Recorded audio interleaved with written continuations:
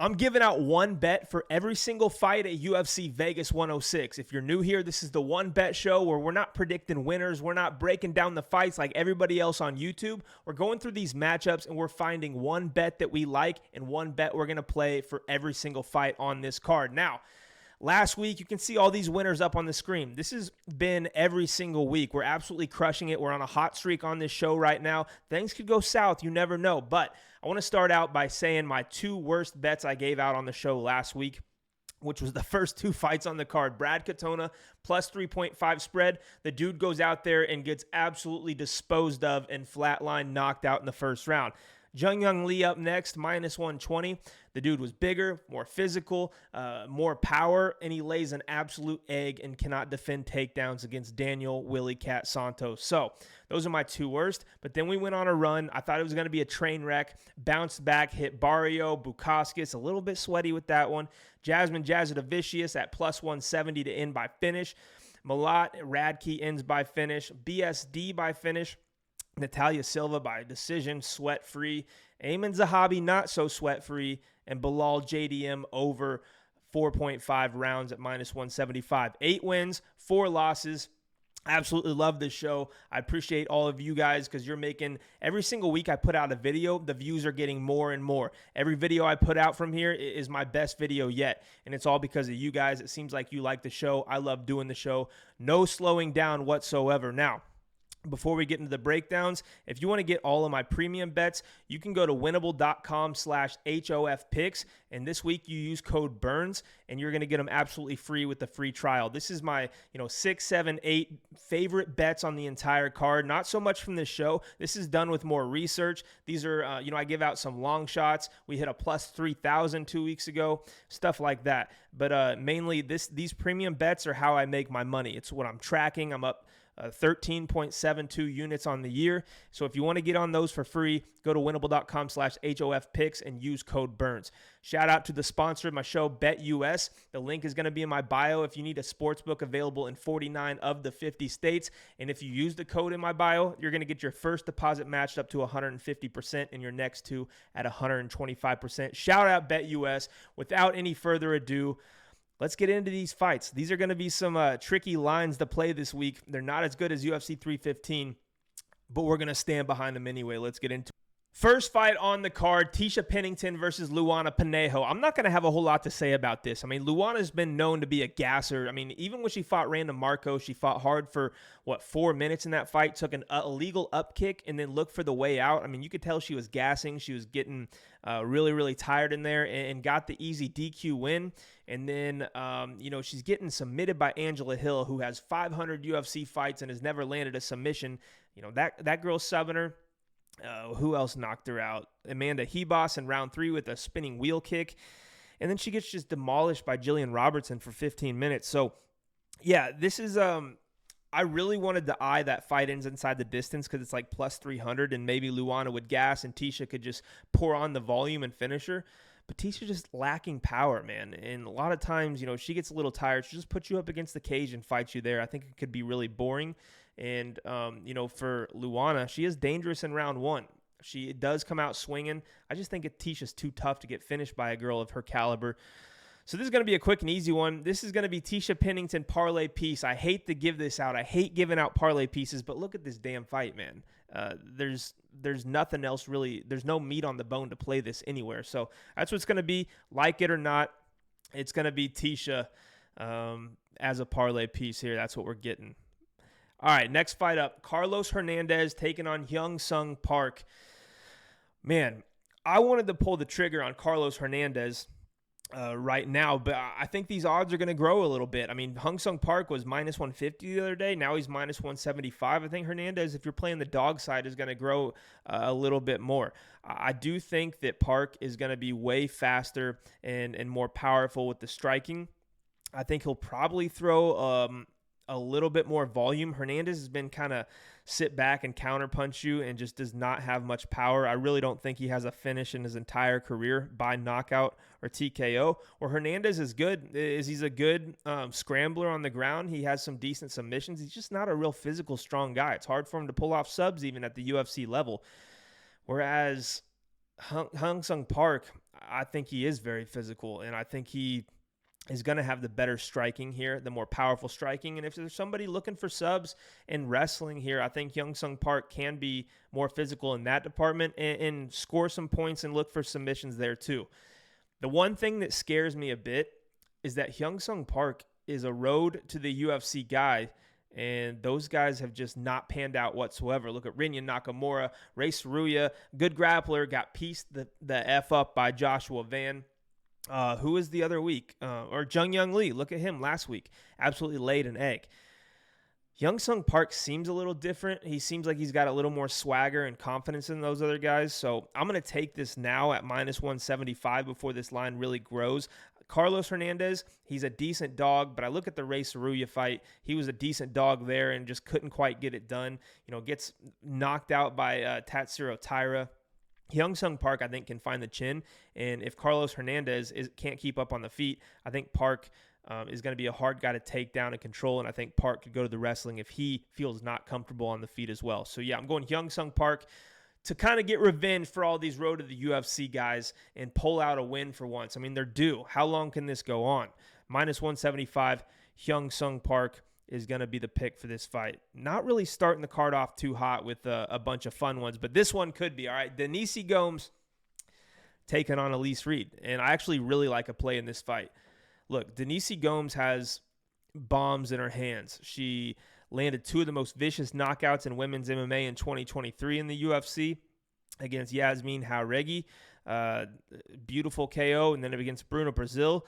Her boxing is getting better. It wasn't always real technical and slick, but it's starting to get a little more composed. She's picking her shots a little bit better. She's not just marauding and brawling forward and landing the bombs. She'll do a little bit of that, but it is a little more technical and composed, and she's mixing in kicks now.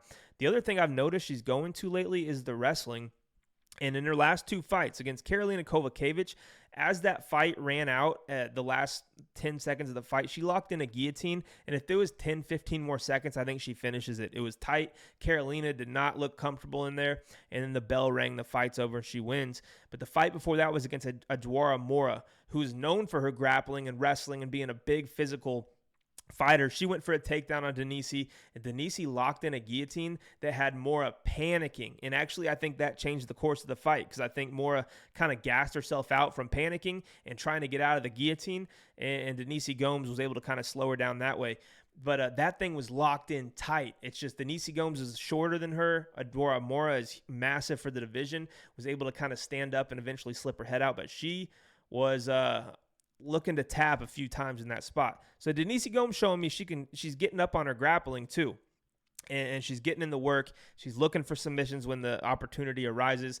And I look at Elise Reed, and she's 4-4 in the UFC, and her 4 losses all come by finishes. 2 knockouts or TKOs and 2 submissions. So, I mean, I think Denise, if she takes her down, can sub her here.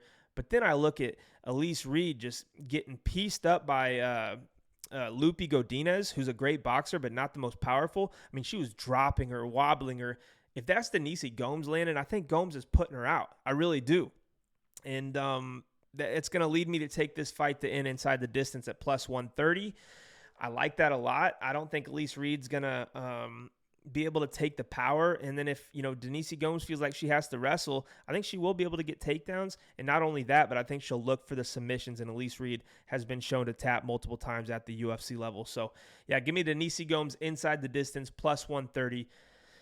That's going to be the play for that fight. And I actually like that one a lot, if I'm being honest. All right, Tainara Lisboa taking on Luana Santos. This is a fight where Luana Santos, like, the jury's still out for me on what she's going to bring to the table in the UFC. Just because, I mean, she comes in and she fights Juliana Miller. And if you watch Juliana Miller in that fight, right from the walkout, like, her eyes were wide, had the bug eyes going on. She looked like she just seen a ghost. I don't know if, like, the moment got to her or what the deal was really, but Juliana Miller didn't look like she wanted to be there. And it definitely looked like she was in a little bit over her head, when that fight took place. I mean, Luana Santos ended up getting the first round TKO, but, the first big shot that Miller took, she kind of panicked. She just sat up against the cage, shot sloppy takedowns. Santos stuffed them, would get up, throw some combinations together, and crack her until the ref had seen enough. Then she goes in and gets a win over Stephanie Egger, but she gasses out in that third round and makes it sweaty. She beats Maria Agapova, who was never really UFC level and kind of came back into the UFC for a fight after not being around for years, and it was just an easy win for Santos. But when she felt a little bit of resistance and a decent fighter in Casey O'Neill, she got pieced up. She got her takedown stuffed. She got put against the cage and combinations unloaded on her. And I look at Tainara Lisboa, and she's a damn good kickboxer, man. Like, she is very good at range. She's powerful. I mean, she's landed some, who is it against? What's her name? I can't remember the girl she knocked out really bad. But, I mean, she's shown in the UFC even. Like, Jessica Rose Clark came in. I think Jessica Rose Clark was like a slight favorite. And Tainara Lisboa beat the brakes off of her, took her down, ended up submitting her in round 3. Like, Jessica Rose Clark was shooting takedowns for her life because she was getting rocked. Great performance there. Showed she's high level with the striking and can grapple and get submissions too. And then Ravina Oliveira goes to a decision, wins that fight. And now she's getting Luana Santos. Yes, she had a leg injury between that fight and this one.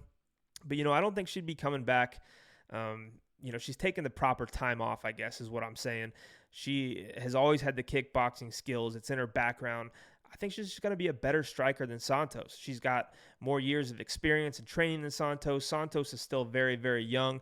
And I just watch her, and she's got a little bit of power and decent judo, but I don't think it's anything that Lisboa is going to be able to not handle. I really think Lisboa is going to end up getting the better of the exchanges. Her kicks are very good. She's going to kick to the body.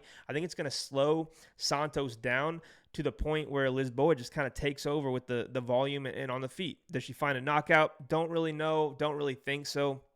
Probably a decision, but the official play, I mean, we're getting Tainara Lisboa at plus 150. Sign me up. This is women's MMA, and we're talking about an underdog in a close fight. We're getting plus 150 now. Like, this line was a lot closer beginning of the week. So I'm going to take Lisboa. That's the official play. This is women's MMA, so just be careful. Could get sweaty. But yeah, I think she's got a great chance to win this fight. All right, next fight up, Yadier Del Valle. I think that's how you say it. I'm just going to call him Yadi. Taking on Connor Matthews. Another fight where I'm surprised by the line because, yes, Yadi looked good on the Contender Series. Got a little bit of hype around him now. Cuban fighter, very tough, good boxing. But Connor Matthews, notoriously, outside of the finish against Jose Delgado, I guess he got finished by Dennis Bazooka there. You got to wonder how durable he is. But, I mean, he fights like a tough guy. Like, he'll march forward. He'll eat a few shots. He'll throw back at you. He's not he's not laying down. Like, you got to come in prepared to fight if you want to win and finish this guy. He's got a little more UFC experience. This is a debut for an undefeated fighter when you're talking about Yadi here. I mean, everybody knows the trend.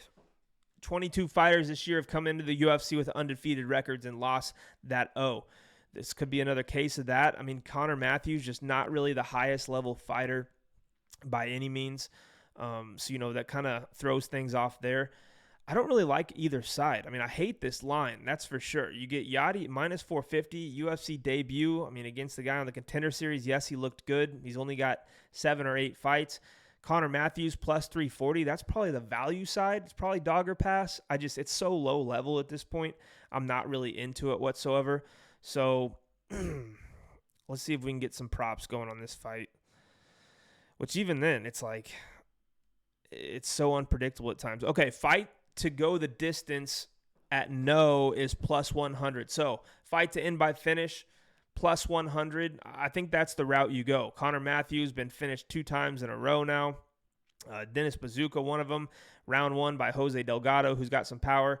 Yadi did show to have some good striking and good power. Maybe he could do it as well. But Connor Matthews also, if he gets takedowns, man, he's kind of dangerous. I mean, he can find submissions, and he's got a hell of a squeeze. He'll beat you up a little bit. Good submission guy. Like, he could win those battles and find a sub, but if he gets caught on the feet, I think he could get knocked out. So fight not to go the distance. It's plus money, plus 100. I mean, let's take it. That's going to be the official play. I actually like that a little bit.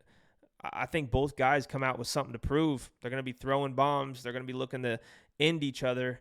So yeah, plus 100 on that play. Let's run it. All right, next fight up. Thiago Moises taking on Jared Gordon. This is another one where at the beginning of the week, before I watched tape and really dug into stats and stuff, I'm like, oh man, Jared Gordon, he's going to bully this dude. Like, Thiago Moises has hit a little bit of a cold streak. Yes, he just beat Trey Ogden. We'll get into that in a second. But, before that, he's getting beaten up by some guys. And, he's had some tough fights too. He's fought in the Islam Makhachev's. Ludovic Klein fight was a tough fight for him. So he has high-level experience. He's been in the UFC a while now, which made me think that he's a little bit older than he is, but he's only 30 years old. Like, this dude's right in the middle of his prime. Jared Gordon is past his prime. Yes, he's still competing at a high level. I'm not saying that he's not whatsoever. And if you really look at his fights, man, split decision loss to Nasrat Haqparast, who just beat was it Argentinian dude? What's his name? God, I can't think of it right now. It's going to drive me crazy. And he's one of my favorite up-and-coming fighters. Esteban Hibovics. He just went on and beat Esteban. And before that, beat Jared Gordon by split decision. Like, Jared's competing at that kind of level still. So, it tells me Jared is still going to have some left in the tank. Before that, Jared's going to a split decision or unanimous decision, lost to Paddy Pimblett. A lot of people thought that he won. He knocks out Mark Madsen in round 1. So he's got some fight left in him. Here's the thing, though. At some point, after all these wars, because the Nasrat fight was a war, Paddy and him went back and forth. Grant Dawson submits him in round 3 in a tough one. Leonardo Santos cracks. That fight went 15 minutes. Running into a guy in Thiago who I think his striking is a little underrated. I think he is a pretty slick striker, throws really good kicks, can hurt you to the body. And, when you have to worry about that and stuffing takedowns for 15 minutes, Thiago Moises is probably going to be the better wrestler. Thiago Moises has a submission game too. Jared Gordon's more of a, his grappling is more of, it's not really offensive attacks and going for submissions. He'll put you against the cage. He'll keep you there, and he'll make you work out of it, and he'll try to throw knees, elbows, and get in that dirty style of fighting. But I just don't know if he can really do that against Thiago. I think at this point in both their careers, Thiago is going to be the stronger guy. He'll have the wrestling upside. And even at distance, I think he's just going to be a little faster with the striking. I really do. So you're giving me even money either side, not quite even money, minus 110 apiece. I think a lot of people are going to be on Jared Gordon just because of what his losses are lately and because they just don't really like Thiago Moises for losing to BSD and Ludovic Klein. But those are guys who push an insane pace and have some really good power and grit, which I think Jared Gordon's got the grit. I just don't know if he has really the power anymore. Yes, he knocked out Mark Madsen, but it's Mark Madsen at the end of the day. I think Thiago's starting to get back on the right track. He's 2-1 in his last 3 fights, 1 knockout by leg kicks. If he gets leg kicks going here too, I think it's going to benefit him. Give me Thiago Moises minus 110. That's going to be the official play. You're getting a guy 7 years younger here than Jared Gordon and 7 or 8 years younger here. And I just like the younger guy. I like the speed advantage, the wrestling advantage, all of that. So that's going to be the play. Could get sweaty. We'll see what happens. The judges don't really like Jared Gordon. All right, next fight, we're getting Matheus Camilo taking on Gabe Green. If you don't know Matheus Camilo, I did a video and I put it out. He fought a guy named, was it Rashkabov Nabat? I'm going to butcher the name. Nabitov was his last name. It's the guy that interrupted the press conference at UFC 308 and asked Dana White for an opportunity to fight in the UFC. And Dana said, okay, we'll do looking for a fight. We'll put the show together around your fight. If you do well, we'll sign you. He ends up losing, and he gets his leg kicked off, and his face is busted open badly by Matheus Camilo over in Korean Zombies promotion. And the UFC's like, oh, okay, we don't like this Nabitov kid. We want the kid that beat him, Matheus Camilo, who wasn't really on our radar. We're going to sign him. Now he's in the UFC. Is that a good thing? He doesn't have a ton of experience. He's not like a 3 or 4-0 type of guy either. But looking at him, he's built, he's put together. He throws very good leg kicks like you saw in the Nabitov fight. And, he seems to have pretty good cardio. He got taken down a few times, but he worked his way back to the feet. He stuffed a lot of takedowns as well. He just seems very, very solid and well-rounded. And I think he's got a little power, too. He was hitting Nabitov with shots, and I'm surprised that didn't put him out. Now, you look at Gabe Green. He's been off 2 years. His last time, or the last time we saw him, he bum-rushed Brian Battle and just gets KO'd flat in, 3 17 seconds or something. Worst game plan of 2022 or 2023, whenever that was. I think it was 2023. Absolutely terrible. So, I mean, if he comes in here like that, I think eventually he's just going to get clipped, because Camilo is a guy who fights super composed. He's only like 24 years old, but in that fight, he knows Dana White's watching, super relaxed, laid back, does what he has to do to get the win, busts him up. I could see that type of thing happening here once again. I don't know if he deserves the minus 225, because, these guys come into the UFC, you just never really know. It's a whole different ball game. The bright lights, it's a different level. So, I mean, you got Gabe Groom sitting at plus 190. You got this Camilo kid sitting at minus 230. I'm going to go with Mateusz Camilo at minus 230 for a parlay piece. Just because I don't want to risk too much on this. I mean, put it in a parlay, see what happens. I just don't want to get too invested, because, like I said, you just never know what you're getting with some of these guys. Gabe Green, you never know what you're getting with him either. I mean, look at the Brian Battle fight. Now he's been off 2 years. What's he been doing in between? It's kind of an unknown. All these guys say, oh, yeah, I've been working hard, yada, yada. But, they got to say that. So you just never know. Give me Camilo as a parlay piece. Minus 230. We'll see what the line does, but just not too invested in this one from a betting standpoint. But I am interested to see how good Camilo looks. All right, next fight. I actually love a play on this one. Julian Erosa and Melt Costa. Both these guys are riding a ton of momentum. Both these guys are maybe the two most active fighters of this year so far. I mean, Melt Costa seems like he's fighting every single week at this point. Julian Erosa, same thing, man. I mean, he beat the brakes off of Darren Elkins just not long ago at UFC 314 in Miami. Before that, he beat Christian Rodriguez. Okay, so he's not as active as I thought, actually. I don't know why I was thinking he had one more fight in there. But, regardless, C-Rod, that's a good win. He's got a nasty guillotine. He submitted Ricardo Ramos with it. He submitted C-Rod with it. And then Darren Elkins just looked like he was 80 years old in there, man. Couldn't take a shot. But I thought Julian Erosa looked a tad slower, if I'm being honest. And he fights with his hands down, which has kind of gotten him caught against guys like Fernando Padilla, Alex Caceres. When you fight with your hands down at this level against good strikers, they're going to catch you. But I wouldn't even consider Fernando Padilla a good striker. Did you just see what Sean Woodson did to him last year? The guy looked like an absolute trash can. So it doesn't really age the best. Alex Caceres, yes, he's a great fighter. A little bit older, but great fighter. But other than that, man, Julian Erosa is going out there and winning fights. And if you give him your neck, he's going to take it home with him. He's a very, very good jiu-jitsu player with a hell of a squeeze. Now, on the feet, you'll see some of the TKOs. Like I said, Darren Elkins, he's older, kind of to be expected. Flying knee to Nate Landwehr. He can land stuff like that. So he's just all around. I think he's a dangerous enough fighter where he can finish guys. Pause. But looking across the cage at Melt Costa has surprised me, a lot of people, but me for sure, because after the Steve Garcia fight, I was like, oh, okay, if you can put a little pressure on this kid and defend his takedowns, he doesn't really like to get hit, and he's shown that. And then he goes out there and he submits Shilan Nerdenbeke. I'm like, okay, it's Nerdenbeke, not the greatest fighter. Submits Andre Fili, and I'm like, okay, shit, round one. And, Andre Fili landed a nice takedown, and Melk was slick with that guillotine. Wasn't even in position to get it, and works his way into it. Then he goes out and has a nice back and forth war with C-Rod and gets a unanimous decision, which he clearly won. He's showing that he's getting better and he's well-rounded. And, his striking is good. He's got a nice left hand, but his kicks are nasty. Like, he hurts guys with the kicks to the body, whether they show it or not. You can tell fighters start dropping their hands a little bit more after he lands a couple of those. And if Julian Erosa does that, I think he can come up top with something and catch him. But also, if Julian Erosa is starting to go for the grappling, Melt Costa is good there too. I think either of these guys have the ability to submit each other, and I think either guy, mainly on the feet, I think Melt Costa is going to have opportunities to find the knockout shot on Julian Erosa. So for this fight, I like the under 2.5 at minus 155. Both guys on momentum, both guys pumped up, going to be looking to make a big statement to really elevate themselves, and I think somebody does it with a finish.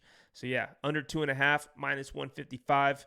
If I'm guessing who gets a knockout, I'm going to say Costa, but I think either guy is live for the submission in this spot, and I really like this play a lot.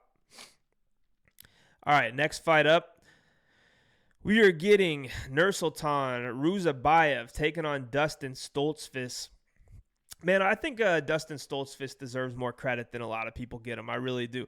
Like, I look at some of his fights, and I've kind of had mixed results with Dustin. I was on Abus Magomedov by finish when they fought. That was an easy cash. But then, who did I take him against? Oh, I took him against Marc-Andre Barriault, and he gets the quick finish there in round one. He had good moments against Bruno Ferreira, who's on fire right now with finishing, what's his name, Armin Petrosian, and he's landing big knockouts. He's knocked out RoboCop. He went out there and did really well, landed takedowns. Bruno was starting to get tired and landed a nasty spinning elbow at the end of round one to finish it. He beat Punahele Soriano, who's back in the win column, by submission. This guy has a decent enough skill set to where if you don't absolutely kill him in the first round, he's going to make you pay, and he'll get takedowns and he'll grind it out. And yes, he gets tired, but he fights through it and he can lock in submissions. Has a little bit of power on the feet too. He's not super technical. He throws a little bit wild. The problem I see here though is that Ruziboev is just so damn big, and this fight is it down at, let's see, what is it? At middleweight.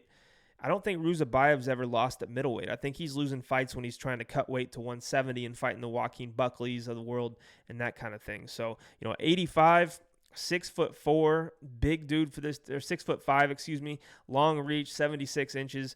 This guy has a ton of submissions on his record. So if Stoltzfus wants to go the route of trying to wrestle and get the fight to the ground, I think he's going to be in danger of getting his neck snatched. And if Stoltzfus can't do that and land takedown successfully and gets caught on the feet, Ruziboev is kind of a sniper. We saw him knock out Bruno Ferreira. We saw him hurt, what's his name? The dude that just got arrested, Cedriques Dumas, hurt him badly and finished that fight right away. We saw him finish Eric McCoyne. Was that his name? Eric McConico, round two with a nasty shot that just staggered him and he put him away. Like, this dude has big power. This dude has phenomenal submissions. I don't really know what Dustin Stoltzfus is going to have for him besides hoping that Ruziboev just gets tired, if I'm being honest. It's hard to tell which method of victory I like in this spot. Is it going to be Ruziboev by knockout, or is it going to be by submission? But let's look at the props a little bit. Ruziboev by knockout is minus 140. Submission is plus 600. Okay. All right. Let's do two things here. All right, a big bet is going to be on Ruziboev by knockout at minus 140. That's going to be the official play for this. But we're going to take a little sprinkle on that sub because it's plus 600. And we're talking about a guy with over 20 submissions on his professional record. So let's do something crazy, though. All right, Ruziboev knockout minus 140. And then we're going to go to the round props. And I'm going to go with Ruziboev by round one submission at plus 1,300. And I'm going to take round two at plus 2,500. So that gives us a little equity in the submission in the first two rounds. Plus you put $25 on both of those. And I'm going to put 280 on, let's see, knockout minus 140 for $280. And then we'll put 25 each on the submission props, which is going to give you 25 would return 325 for round one, and hope it gets to round two, and that'll return a little bit more, and that would kind of not only cover your loss on the knockout, but win a little bit of money. But if round two submission hits, then you're really making some money. So yeah, we're going to go with that. Hope the knockout hits. That's where we make a bag. We'll cover our ass with the round one submission for $25. And if round two comes and he finds a submission that round, then we're going to be in the money either way. So that's what we're doing. But the main pick, minus 140, knockout. Some of these fights, you just got to do some wacky shit because there's no way you can play Ruziboev at minus 280. It's just not a good line. And I'm not confident in Dustin Stoltzfus to just say, oh, I love the number on this dog either. So you got to look for props. You got to change it up. I think he's going to spark him, though. One way or the other. Let's get it. All right, next fight up. Oh, man. This one is going to be everybody's underdog of the week. Super Sodiq Yusuff taking on Myron Santos. And I think this line is a little interesting to me because Myron Santos just went in there and got the win in his debut, but everybody thought that fight was a robbery. I thought I thought he lost the fight to Francis Marshall for sure. I was honestly shocked to hear some of those judges' scorecards. But, Sadiq Yusuff is not Francis Marshall. Yes, Sadiq Yusuff coming off of a couple of bad losses. Seems like he's having a little bit of chin issues. But, you look at who he's fighting. He lost to Diego Lopez last year. It's been over a year now. He's had time to recover. Before that, loses to Edson Barboza, where he had Edson Barboza dead to rights. And Edson just came back and clipped him a few times and had more in the tank later in the fight. But it's Diego and Edson Barboza. And now he's getting Myron Santos. That's a title challenger up here, and now a guy who just made their debut and won a robbery against a Francis Marshall who's 500 in the UFC. So I can see why everybody's taking Sadiq Yusuff here. It's just, what the hell happens if Myron Santos lands a big shot? Because Myron does crack, for sure. And I don't think, Sadiq could go to the wrestling here, but Sadiq loves to stand and bang too. And I don't really think Myron Santos is a guy that's going to be easy to put away. So I think you take the dog shot here. I think it is dog or pass. I wish you could get a little bit better in number. If Sadiq's going to be the underdog, give me plus 150, plus 160 at least. Plus 110, it's just I guess you kind of have to take it off principle, but there's just it's not something I get super excited about if I'm being honest. Do I think Sadiq is a better all-around fighter? I think he's a better wrestler.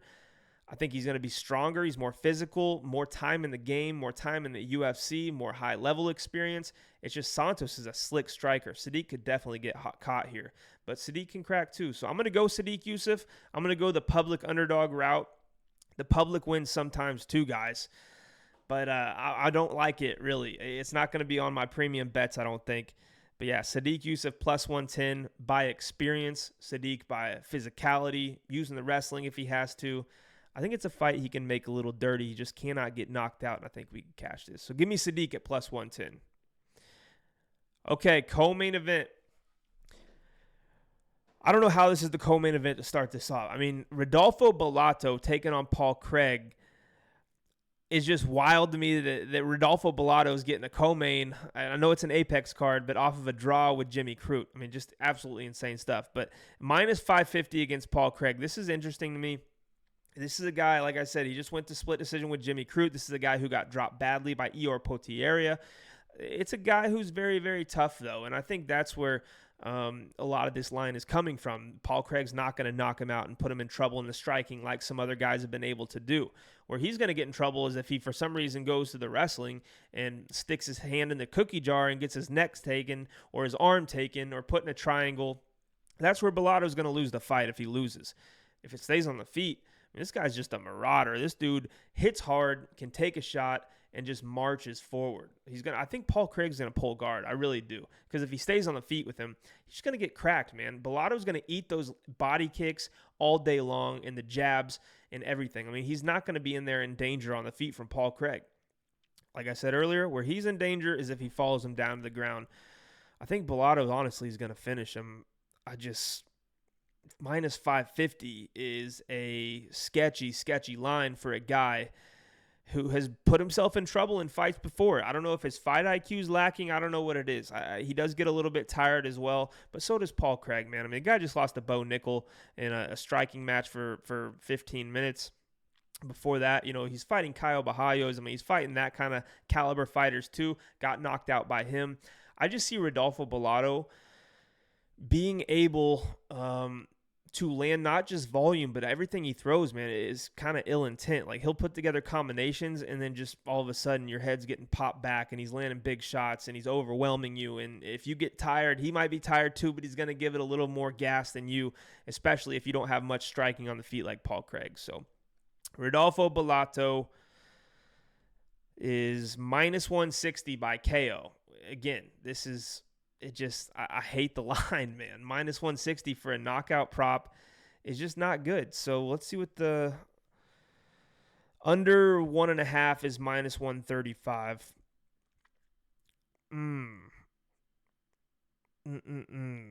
It's tough. It's tough, man, because, Paul Craig, what if he just grabs onto him and doesn't let him get off all the volume and stuff early and pull his guard, and it just becomes an annoying fight like that. I could see that happening, but I could also see Bellato just coming out and sparking Craig with the volume and pace and hitting him with big shots too, and Paul Craig not being able to do anything about it and keep him off of him. Do I think Paul Craig finds an early sub? Not really. I think if he finds a sub, it comes late. So it's a tough line. It really is. The under 1.5, minus 135, don't really like it. Bellato, minus 550, hate it. Paul Craig, plus 400. I don't really think he wins the fight, so I don't want to give that out either.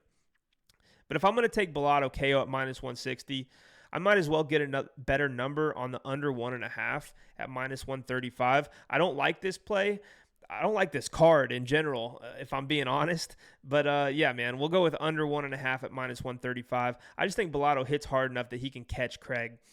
And I think he's going to be, he's kind of got that fight IQ where he's just going to march forward and disregard you and just hit you until he tries to drop you and finish you.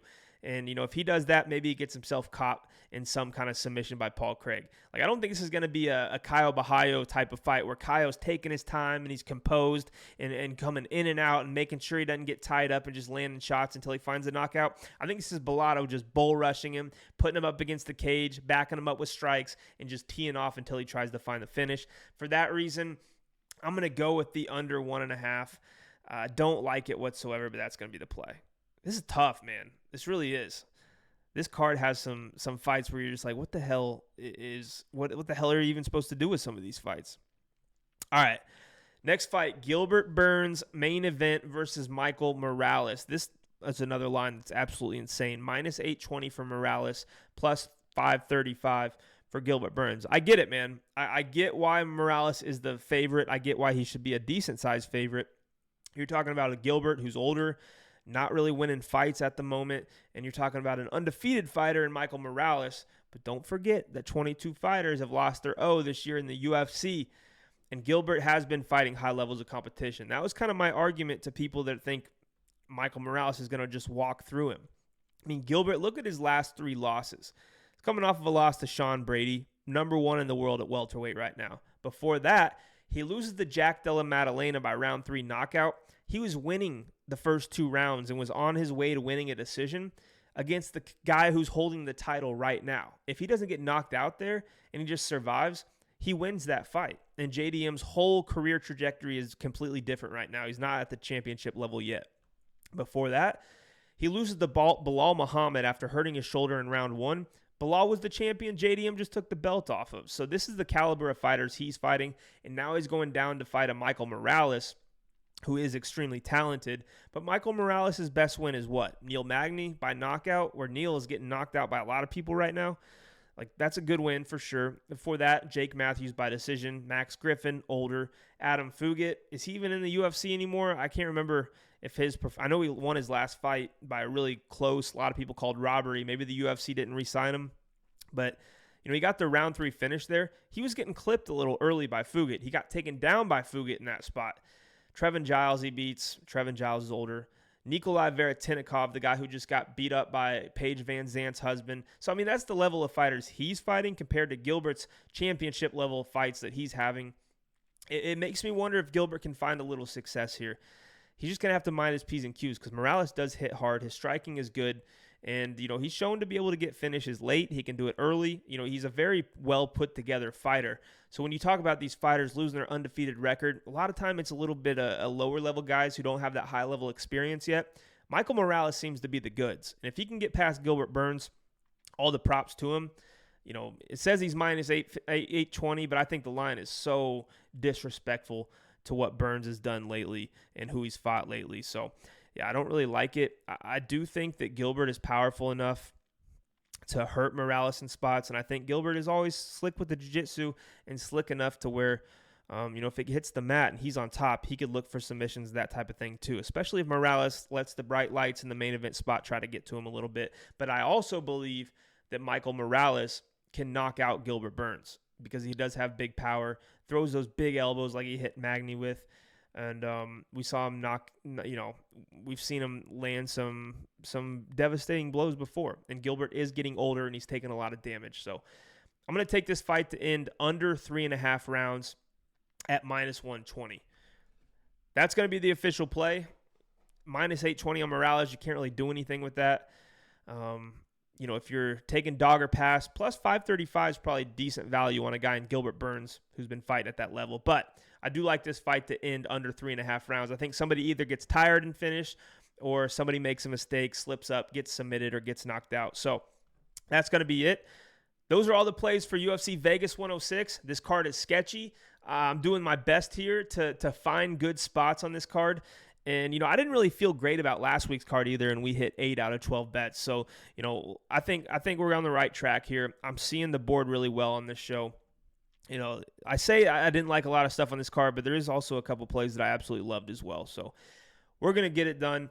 Thank you guys for being here once again. This is the 5th show on the One Bet Show. I'm waiting until one of these videos cracks 10,000 views. The last one did 8.3. My biggest video to date. Look, dudes, I was getting 300, 400 views when I was just breaking down and giving predictions like everybody else. I start the One Bet Show. I got 4,000 views, up however many percent from the original videos. My next video was like 5.6 thousand views, and then I had 8,000 views, and now 8.3 thousand. So thank you guys for real for watching this video, for engaging, for interacting. I absolutely love putting out. This is my favorite piece of content that I've done in the last 3 years of being a content creator. I really mean that. And I look forward to recording it every week. I look forward to editing it and getting it out to you guys in timely fashion. So thank you once again. Again, the sponsor of this show, shout out to BetUS. And if you guys are looking for a sports book you need in 49 of the 50 states and you want a 150% deposit match bonus for the first time and your next two at 125%, the link's going to be in my bio. The link is going to be in the description. And there's also going to be a code there for you guys to get those deposit match bonuses. And if you want to get all of my premium bets, go to winnable.com/HOF picks and use code BURNS. You're going to get them all for free with a free trial. I'm going to be off next week because we got no UFC fights. I hate the off weeks. I would take UFC fights twice a week if we could. In a perfect world, that's how it would be. But everybody enjoy the break next week. We'll get the following video out a little bit earlier since I'll have some time to cook it up. Once again, if you're not subscribed, hit that subscribe button, drop a like, drop a comment. Tell me who you think is the best play on this card for UFC Vegas 106. Turn on your post notifications so you can be alerted every single time I post. And once again, thank you guys so much. My favorite part of the week, let's cash these bets on Saturday. We'll see you Sunday. I'll always put in the comments which plays hit. I hope we walk away with another 8 or 9 winners at least. Good luck if you're betting on these fights, and we'll see you in 2 weeks for the next UFC card.